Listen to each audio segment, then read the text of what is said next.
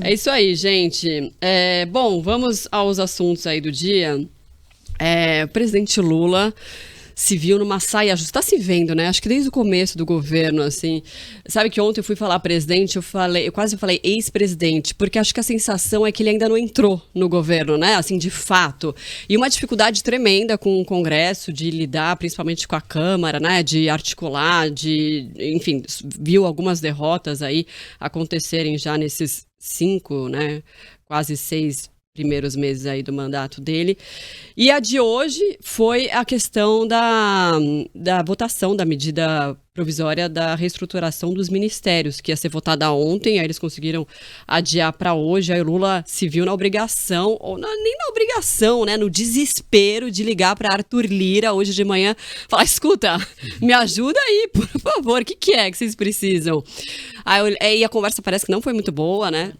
Lira falou que estava faltando, de fato, essa articulação, que estava muito preocupado com o executivo, com essa falta de sincronia mesmo, né, com o Congresso.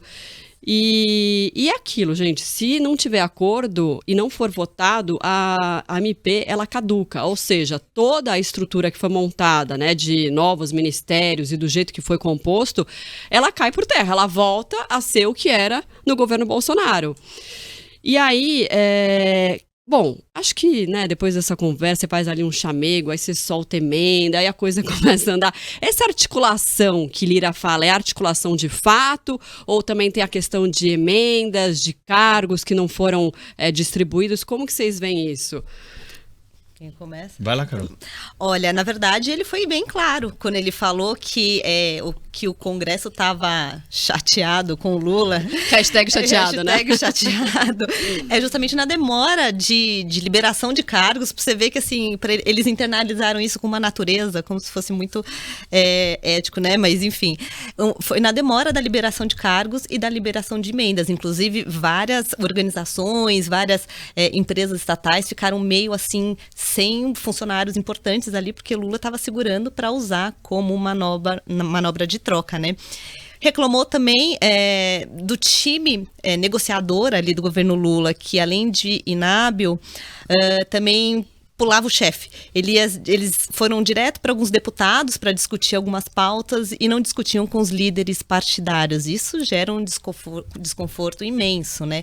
Engraçado que Lula, a terceira vez no governo, e ele era conhecido por ser habilidoso, né? Nas primeiras gestões, ele recebia as pessoas no seu gabinete. Foi um ponto fortíssimo, né? A capacidade dele de conversar, de dialogar e de atrair até gente da oposição pro lado dele, né? Exatamente. Parece que ele deixou completamente de lado.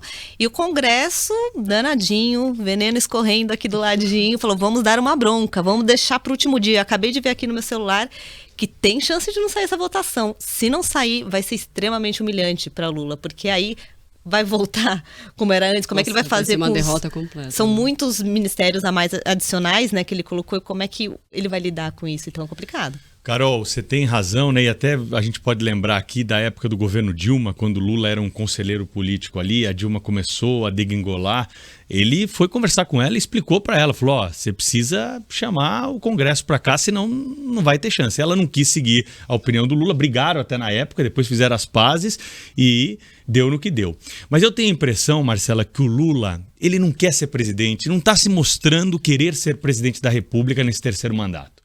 Ele quer o seguinte, ele quer limpar a barra dele, ele quer limpar o nome dele para a história, ele quer viajar o mundo aí para apertar a mão de líderes, é isso que ele tem feito até agora.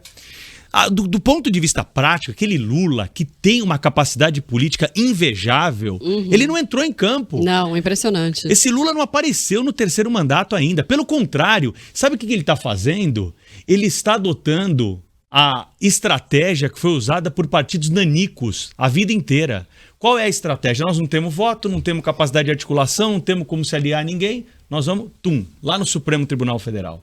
A gente contrata uma boa equipe jurídica e qualquer coisa nós vamos demandar lá no Supremo. Que é como eles estão tentando, né? Claro que ainda vai para o Senado, mas a questão do marco temporal, né? Porque vai ser votado no STF e eles estão nessa expectativa. Bom, se o STF decidir, a gente não precisa nem convencer o Senado a nada, né? Mas assim, é uma situação ruim pro STF, tem que legislar sobre um tema que não é do STF, né? Claro que ele vai ter que decidir se isso foi levado até o STF.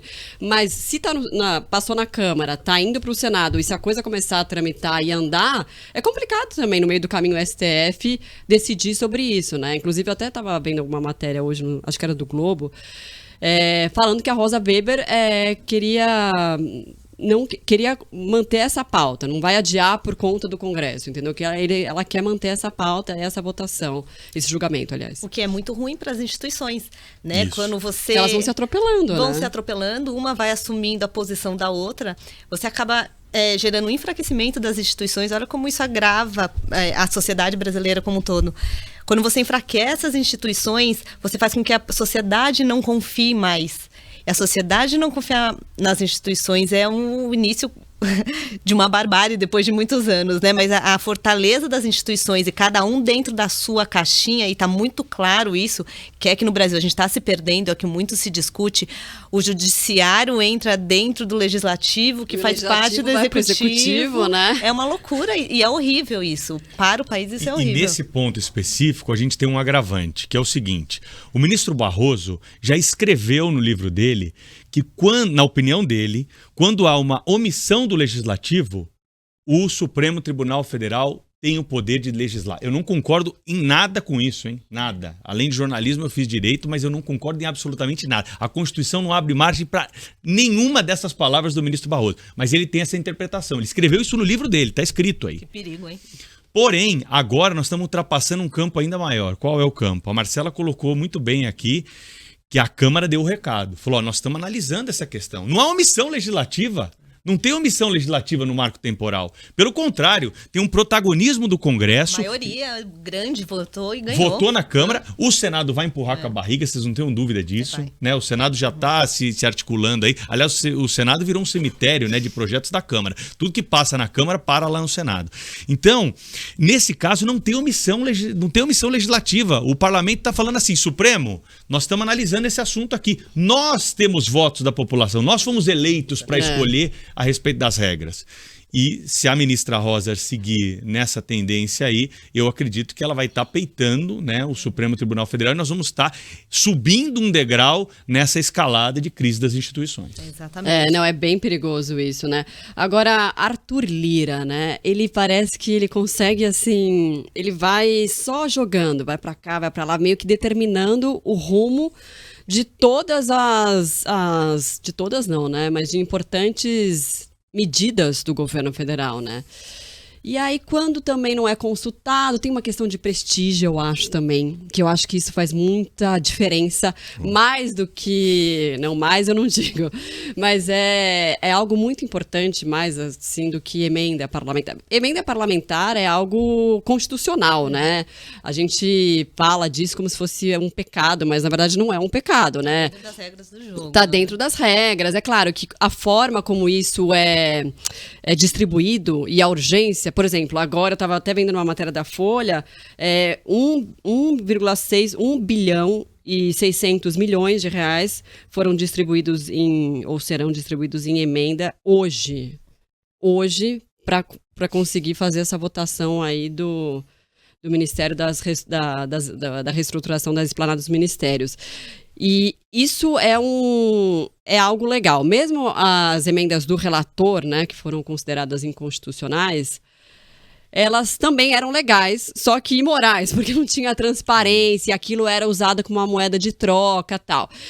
E aí, mas voltando no Lira, né?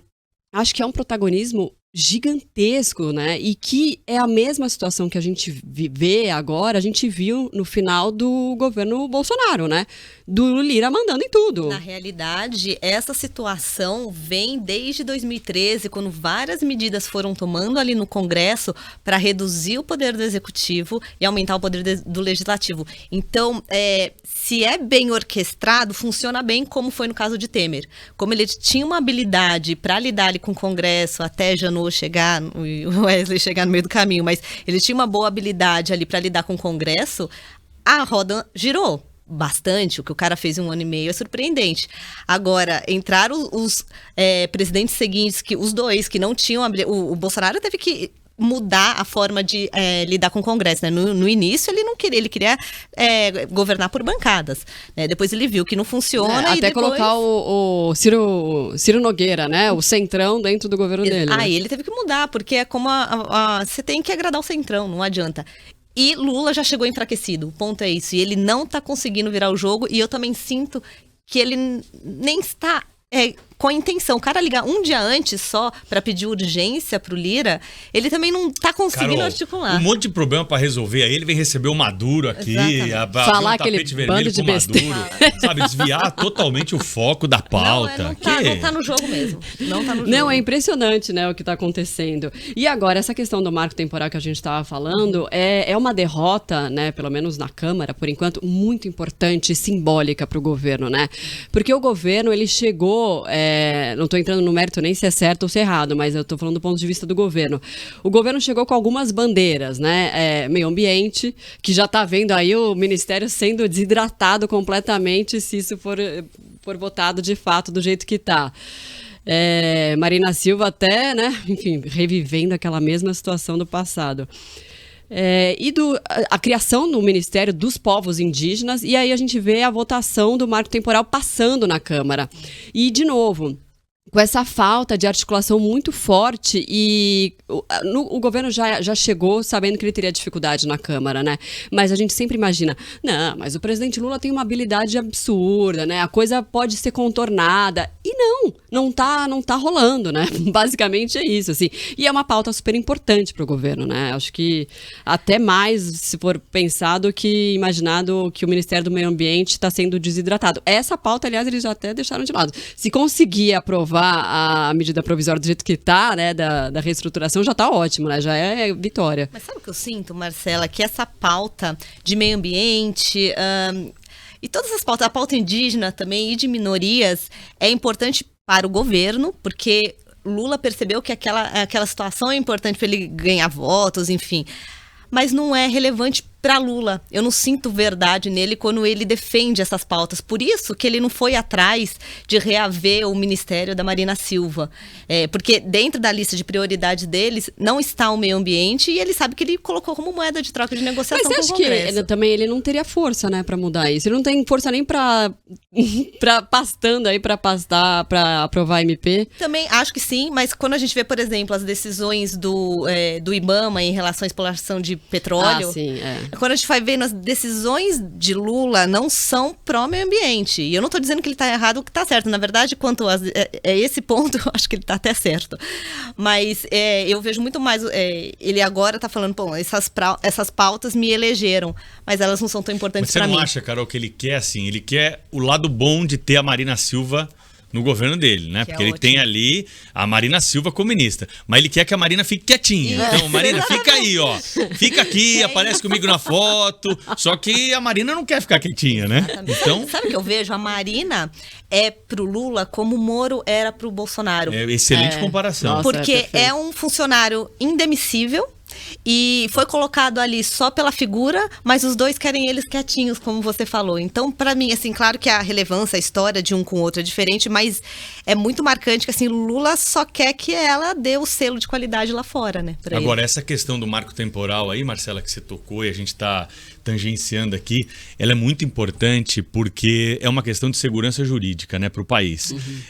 Nós estamos ouvindo aí lideranças ao longo desses dias tratarem do assunto, né, de todos os lados, mas tem um ponto que supera o raciocínio de qualquer outro debate menor, que é a questão de você ter. Quando você tem uma Constituição nova no país, é como se o país nascesse de novo. O país nasceu a partir de outubro de 88. É isso que nós temos hoje, a vida. Ah, mas o Brasil não foi descoberto lá em 1500? Foi. Tinha uma história antes. Mas a nossa vida hoje aqui, as regras da nossa vida, elas foram colocadas em outubro de 88. Outubro de 88, como é que era a divisão do país? Uma grande parte do território brasileiro, e eu não estou exagerando aqui em falar que os grandes latifundiários do Brasil são os indígenas. Porque hoje é o maior. Você tem mais terra para indígena do que pro restante da população brasileira, se você pegar uma divisão como foi feito. Então, 14% do território para os indígenas. 14% do território. Então, você está vendo aí que é o seguinte, não há aqui uma questão de querer achar que foi feita uma injustiça, porque toda a terra aqui era dos índios antigamente, mas a partir da Constituição de 88 nós já tínhamos a propriedade privada consagrada em contratos aí, para a forma como hoje está sendo colocada, né? E essas pessoas têm os títulos dessa propriedade. O que você vai fazer? Você vai colocar em risco tudo isso? E não é só a área rural, como a imprensa está falando. Isso pode ter uma repercussão na área urbana também. Né? Tem casos aí de reivindicação de terra de propriedades muito pequenas, casas dentro aí de áreas que recebem o nome indígena. Quantos nomes? Ibirapuera, Morumbi, quantos nomes indígenas nós temos, né? E é interessante a gente falar nessa magnitude do que é a terra destinada para o povo indígena e que ela é essencial e está descrita na Constituição e tem que ser protegida sim. Mas se a gente for pensar, a agricultura que alimenta o mundo, né? A gente alimenta praticamente 1 bilhão de pessoas com a nossa agricultura, 8% do território nacional que a gente utiliza. Já a pecuária, 21%. E aí a gente conta com pastagens nativas e pastagens colocadas, né? Que não são nativas.